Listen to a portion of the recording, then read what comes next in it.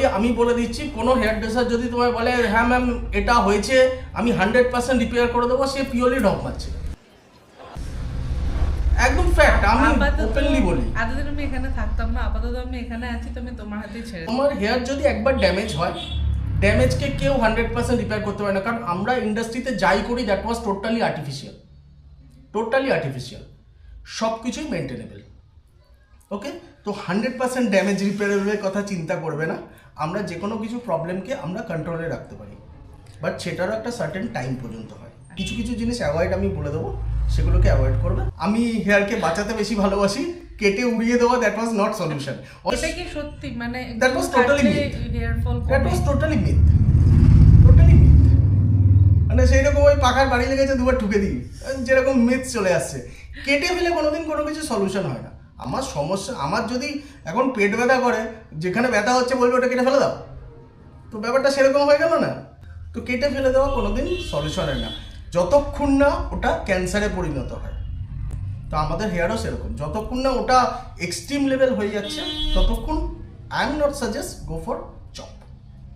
তো চুলের কন্ডিশন কি খুবই খারাপ, এখন ড্রাইনেস আছে। দেখো বেবি হওয়ার পর যে লেভেলে একটা তো হয় স্ট্রেসের লেভেল, যেটা রাত্রিবেলা ঘুম হয় না, সেটার জন্য হয়, ঠিক আছে। ডিহাইড্রেশন হয়ে যায় বডিতে, কারণ ওরাও ব্রেস্ট ফিডিং করে, জলের প্রবলেম হয়। তো এই সময় জলটা প্রচুর পরিমাণে খাও। ইন্টারনালি তুমি ভালো না রাখলে আমরা কিচ্ছু করতে পারবো না। তাহলে স্যালন শুধু ওই বোকা বানিয়ে পয়সাই নেবে, আর কিচ্ছু না। সবসময় আমার ক্লায়েন্টকে বলি, যদি তোমরা নলেজেবল না হও তাহলে স্যালন ইন্ডাস্ট্রি তোমাদের বোকা বানাবে। প্রচুর ওষুধ চলে, প্রচুর মেডিসিন চলে, তো দ্যাটস ওয়াই এই সময়টা হয়। That was natural. তো ওটার থেকে আমাদের প্রোটেকশন রাখা ছাড়া কোনো অপশন নেই। আমার ওয়াইফেরও হয়েছে, that's what real fact. Hey friends, তোমরা এই ম্যামের ফার্স্ট পার্টের ভিডিওটাতে এত ভালোবাসা দিয়েছো, তার জন্য আমি আপ্লুত।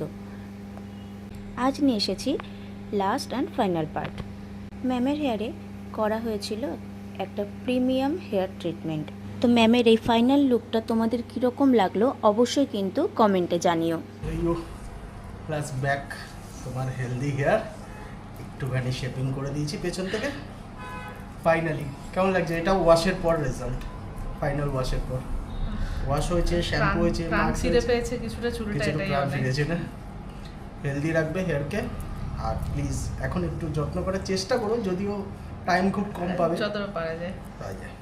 ঠিক এই রকমভাবে নিজেদের হেয়ারকে সুন্দর করে তোলার জন্য ডরোথিসে অবশ্যই আসতে হবে।